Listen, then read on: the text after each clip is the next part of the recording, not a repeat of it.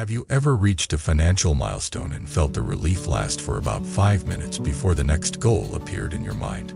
Have you ever noticed that even on your best earning month, a quiet voice still whispers that it is not enough? Welcome back to the channel. Today we are going to explore financial freedom from a Buddhist perspective, but not the version that turns spirituality into a way to chase more money with a nicer story. We are going to talk about the deeper question that sits underneath every budget, every promotion, every investment plan, and every late-night worry about the future. What is the real hunger driving the chase?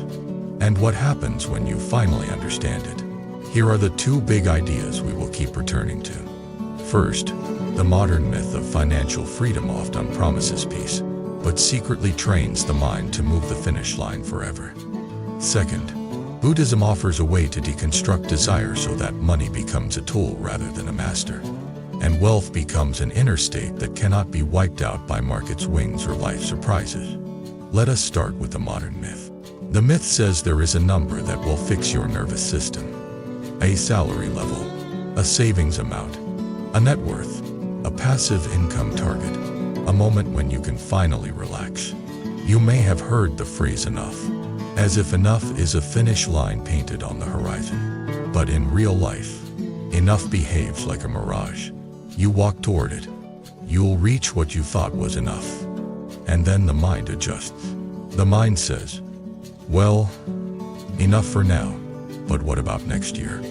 What about inflation? What about job security? What about health costs? What about the neighbors doing better? What about the lifestyle you could have? The myth is not only personal, it is cultural. We are living in a consumer treadmill where society quietly defines what a successful life should look like. A certain kind of home, a certain kind of vacation, a certain kind of car, a certain kind of school, a certain kind of wardrobe. And if you do not keep up, you feel behind, even if your life is objectively fine. This treadmill is not fueled by rational planning. It is fueled by comparison and identity. Money stops being a tool and becomes a scoreboard. The mind begins to measure worth through numbers. The mind begins to believe that bigger numbers mean a bigger self. And this is where the psychological trap of more becomes obvious. Constant accumulation rarely leads to lasting contentment, because contentment is not stored in your account balance. Contentment is a capacity of the heart. This is where Buddhism enters with a calm but unsettling diagnosis. The Buddha did not talk about finance the way modern influencers do, but he spoke directly to the root of the problem. Dukkha, dissatisfaction, the subtle suffering of never arriving. The feeling that life is slightly out of tune. The feeling that something is missing, even when you have what you once wanted. If you have ever made more money and felt more anxious, you have tasted dukkha. If you have ever achieved a goal and immediately felt empty, you have tasted dukkha. If you have ever worried about losing what you have, even while you are safe, you have tasted dukkha. The Buddha said dukkha is fueled by craving and attachment. Craving is the restless reaching for something else, something more, something different, something that will finally make you feel complete. Attachment is the gripping, the clinging, the belief that if you hold tightly enough you can freeze life into permanent safety. Now bring that into the financial world. Desire becomes fuel for the endless chase. Cravings drive our financial pursuits, sometimes in healthy ways, sometimes in destructive ways. Wanting to provide for your family can be wholesome. Wanting to build stability can be wise. Wanting to live with dignity can be noble. But the moment desire becomes compulsion, the moment it becomes identity, the moment it becomes the only source of safety, it turns into suffering. This is the subtle power of attachment. We cling to possessions and future outcomes because the mind does not trust the present. The mind believes peace is always later. Later when I earn more. Later when the debt is gone. Later when the investments grow. Later when I retire. Later when I finally get ahead. And then later arrives. And the mind says later again. So what does it mean to deconstruct desire? It means you do not treat desire as a villain. And you do not treat desire as your God. You treat desire as a mental event you can observe, understand, and train. You learn to see how desire arises, what it promises, what it actually delivers, and what it costs. Buddhism asks a question that changes everything.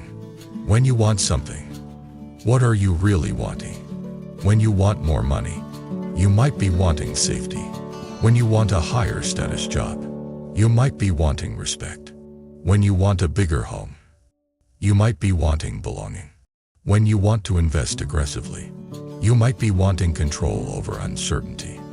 When you want luxury, you might be wanting relief from exhaustion. Money is often a symbol, not the true object.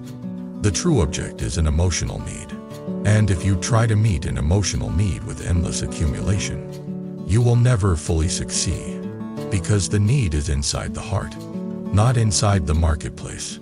This is why people can become wealthy and still feel poor. They can have abundance and still live in fear. They can have freedom and still feel trapped. So let us deconstruct conventional wealth. In modern language, rich often means net worth. In Buddhist language, rich means inner freedom, resourcefulness, and a heart that is not owned by craving. Redefining rich does not mean pretending money does not matter. It means refusing to let money define your worth. It means understanding that wealth has layers. There is financial capital, yes, but there is also time wealth, health wealth, relationship wealth, attention wealth, integrity wealth, peace of mind wealth. If you trade your health for money, you may gain one form and lose another. If you trade your relationships for status, you may gain a title and lose a home in the heart. If you trade your attention for constant hustle and constant scrolling, you may gain income and lose the ability to enjoy your life. Buddhism invites you to see the illusion of security through accumulation.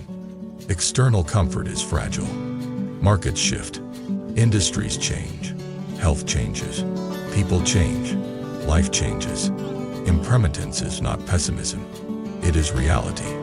So if your sense of safety is built entirely on external conditions, you will never relax, because conditions will always be threatened. That is why some of the most financially secure people are still anxious. They are not anxious because they lack money. They are anxious because they are attached to an image of control that life cannot guarantee. The Buddhist alternative is not to abandon planning. It is to hold planning with non-attachment. You do what is wise, but you do not pretend you can control the whole future. You prepare, and you also train the mind to be steady when life changes anyway. This is where minimalism meets mindfulness, but not as a trend, as a practice.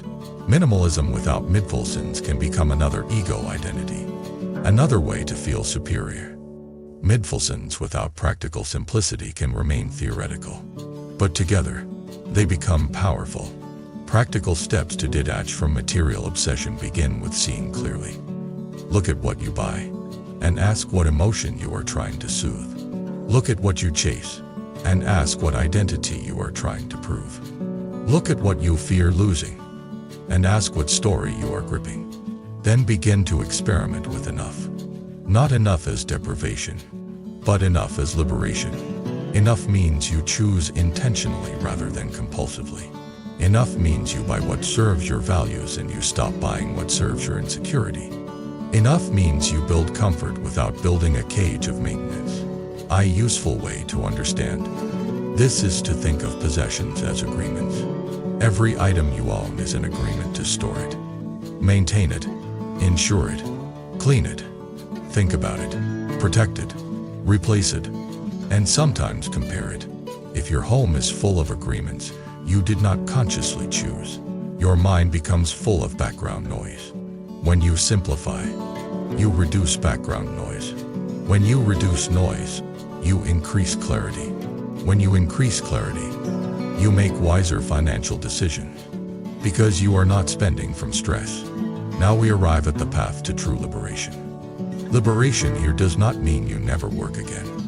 Liberation means your mind is not enslaved by money anxiety and money craving. It means you can engage finances skillfully without losing your peace. The first practice is equanimity. Equanimity means balance. It means you can face ups and downs without being thrown into panic or arrogance. In financial terms, equanimity means you can have a great month and not inflate your identity. And you can have a hard month and not collapse into shame. This is crucial, because many people live on an emotional roller coaster with money. When income rises, they feel powerful. When income drops, they feel worthless. When the market is up, they feel smart. When the market is down, they feel doomed. That is not financial reality. That is identity attachment. Equanimity breaks that. You learn to see money events as condition, not as verdicts about you. You learn to breathe through financial uncertainty, the same way you breathe through a strong emotion. You learn to pause before making fear-based decisions. The second practice is generosity and compassion. This may sound unrelated to financial freedom, but it is deeply connected. Giving fuels a different kind of wealth. It trains the mind to experience abundance through flow rather than hoarding. When you give skillfully, not recklessly, you teach your nervous system that you are not trapped in scarcity. You teach your heart that you can be a cause of good. You also loosen the grip of attachment, because attachment says mine, and generosity says shared. Generosity can be money, yes, but it can also be time, attention, mentorship, kindness, support, honest encouragement. In Buddhism, generosity is one of the first trainings because it directly undermines greed. And greed is one of the major causes of suffering. The third practice is living in the present moment. This does not mean ignoring the future. It means breaking free from future-oriented anxiety that ruins the present. Money anxiety often lives in imagination. The mind imagines disaster. The mind imagines being left behind. The mind imagines loss. The mind imagines regret. Some of that imagination motivates responsible planning, but much of it becomes rumination. And rumination drains life. Present moment practice means you handle what is in front of you today. You take the next wise step. You pay attention to the budget you can control. You set the boundary you can set. You learn the skill you can learn. You do not demand that your mind solve the entire future in one night. This is a Buddhist kind of financial calm. It is not denial. It is right-sized attention. Now, let us bring this into the 21st century financial wisdom in a way that you can actually use. Intentional consumption is one of the most powerful practices for financial well-being and emotional freedom. Intentional consumption means you make choices aligned with values, not fleeting desire. Before a purchase, pause. Ask what need you are meeting. Ask whether this purchase will reduce suffering or increase it. Ask whether it supports your long-term values or only your short-term mood. This pause is the moment where mindfulness meets money. It is small, but it changes everything. Because most financial regret comes from purchases made under emotional pressure. Stress spending, status spending, revenge spending, boredom spending, fear spending. When you add a mindful pause, you interrupt the loop. You turn unconscious spending into conscious choice. Now let us talk about investing. Because many people associate financial freedom with investing. The power of non-attachment in investing is not about being careless. It is about navigating volatility with inner calm. Markets move. That is their nature. If your mind cannot tolerate movement, investing will become suffering. You will check charts compulsively. You will feel adrenaline with every drop.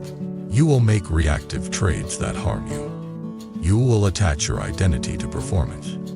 Non-attachment means you do your research. You choose a strategy consistent with your risk tolerance and timeline. And then you stop reading every fluctuation as personal. You accept that uncertainty is part of reality. You do not demand certainty as the price of peace. You build a plan and you also build a mind that can stay steady when the plan is tested. This is where Buddhist practice becomes shockingly modern.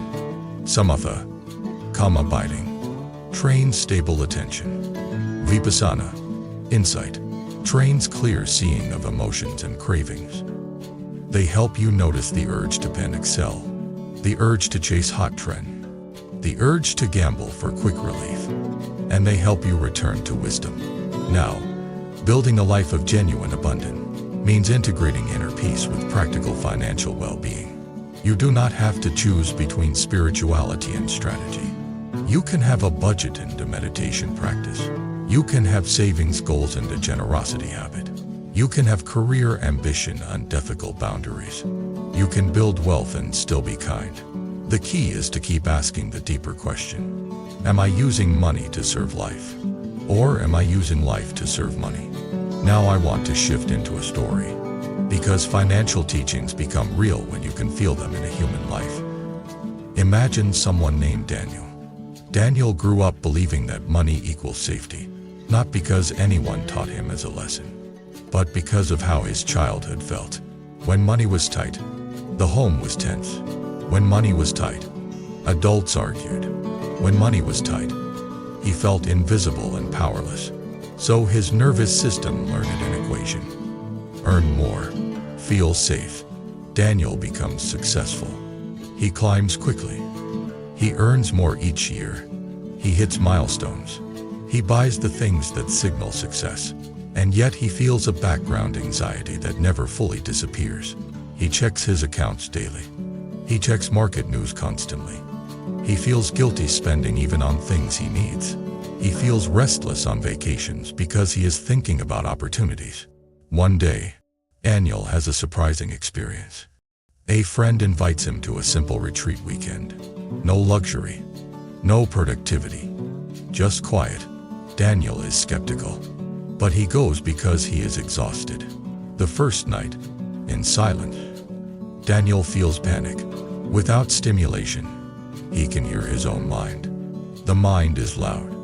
It is full of worry, full of comparison, full of future plans, full of fear. A teacher guides a simple practice. Feel the breath. Notice the thoughts. Do not fight them. Daniel tries. He fails. He returns. He fails. He returns. On the second day, something shifts. Daniel notices that his fear is not created by the present moment. In the present moment, he is safe. He is fed. He is resting. The fear is an echo, a pattern, a mental habit shaped by old conditions. This is insight, not intellectual. Felt. Daniel also notices something else. The desire for more is not actually about pleasure. It is about control. It is about trying to guarantee that the old fear never returns. But life cannot be guaranteed, so the desire becomes endless. That weekend, Daniel has a quiet awakening. Not enlightenment in a dramatic sense, but a turning. He realizes that his financial ambition was a form of spiritual searching. He was searching for peace through control, and it was not working. So Daniel begins a new approach. He does not abandon work. He does not burn his bank account. He simply changes the relationship. He creates a clear financial plan. Because clarity reduces anxiety. He automates savings. Because automation reduces compulsive checking. He sets rules for investing.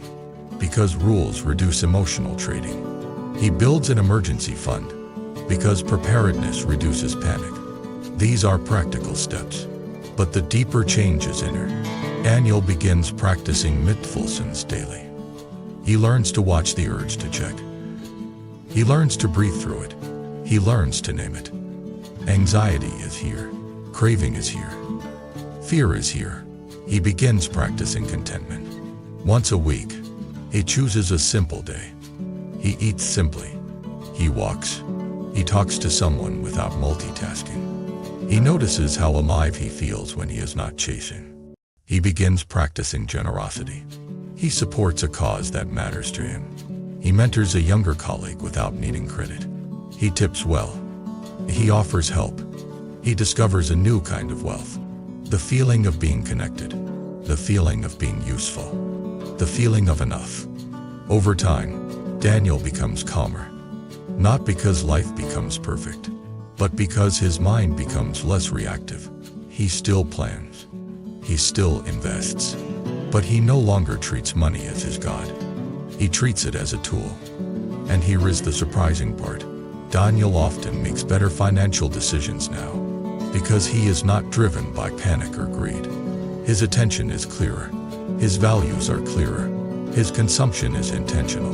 His relationships improve. His health improves. This is the paradox.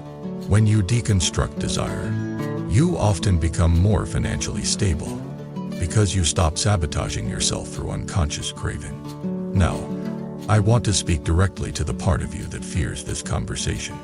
The part that says, if I let go of desire, I will lose motivation. That is a common fear.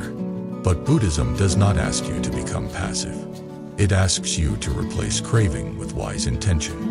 Craving is hungry and anxious. Wise intention is steady and compassionate. Craving says I need more, or I am not enough. Wise intention says I will build stability while keeping my heart free. Craving says I must win. Wise intention says I will act ethically and skillfully. Craving says I will be happy when I arrive. Wise intention says I will live fully while I walk. This is not less powerful. It is more powerful, because it is not fueled by fear. Now let us return to the modern myth one more time and dismantle it gently. Financial freedom is often sold as escape. Escape from work. Escape from stress. Escape from limitation. But if you carry an enslaved mind into freedom, you will not feel free. You will carry the prison with you. True wealth is an inner state. It is the ability to be content without being complacent.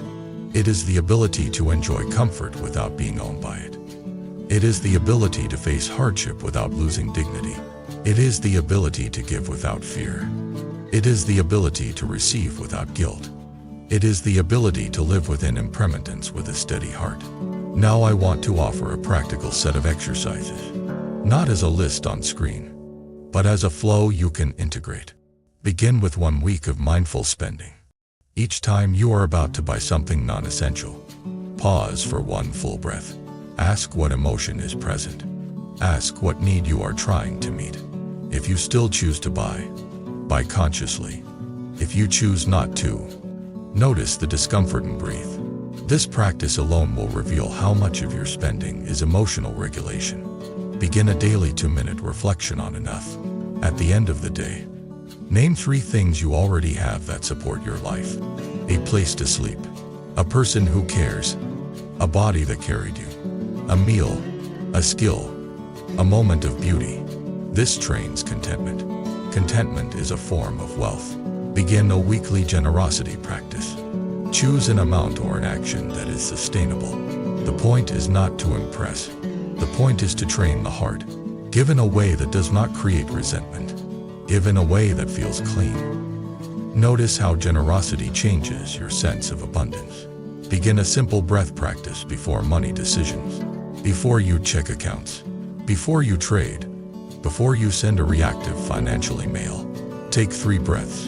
If you feel panic or greed, wait until the body settles. Then decide. This is non-attachment in action. Begin an honest values conversation with yourself.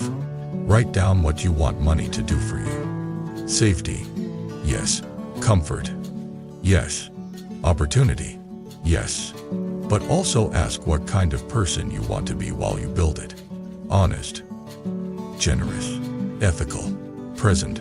Let that shape your strategy. Now, one more important piece. Right livelihood. In Buddhism, the way you earn matters. Not because of moral perfectionism, but because your livelihood shapes your mind.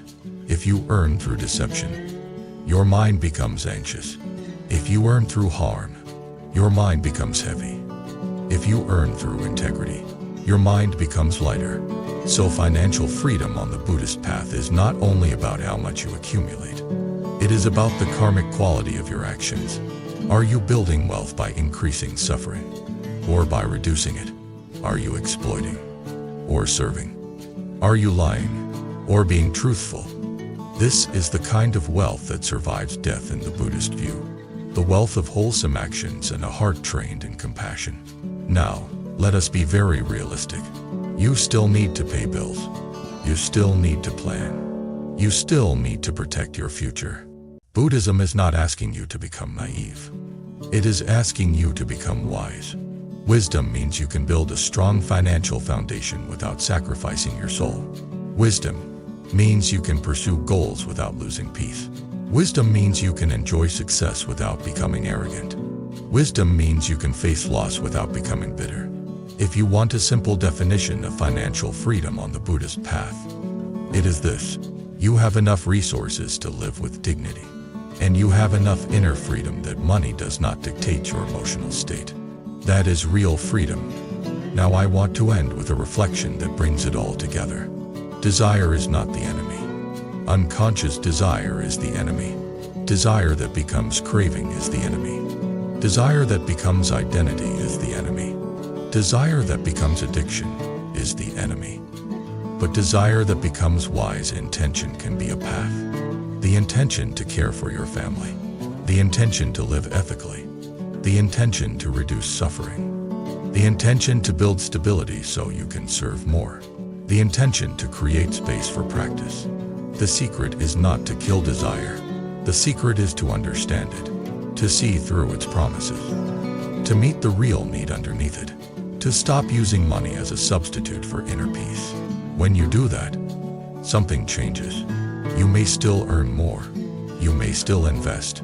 You may still build a business. But the chase loses its poison. The finish line stops moving because you are not running for your worth anymore. You are walking with purpose. And that is true wealth. Now I want to hear from you. What does financial freedom mean in your life right now? Where do you feel the finish line keeps moving? Where do you notice craving showing up in spending, saving, or investing? And what is one small practice you are willing to try this week to bring mindfulness into money? Share your thoughts in the comments. Someone else may recognize themselves in your story. If this video helped you, support the channel by subscribing, liking, and commenting so more people can find a calmer way to build a stable life.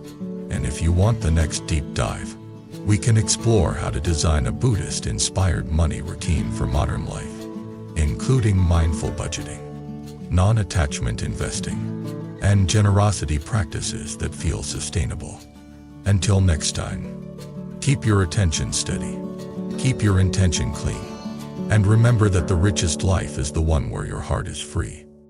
There are moments when you see something, and your heart simply whispers, "This one is meant for me." Bracelet carries more than beads. It carries intention, protection, and quiet strength. Something to guide your thoughts and keep your spirit steady. If you felt that gentle pull toward any of the bracelets shown, the purchase link is waiting in the description, and the full collection is displayed on our channel store. Follow your intuition. It rarely leads you wrong.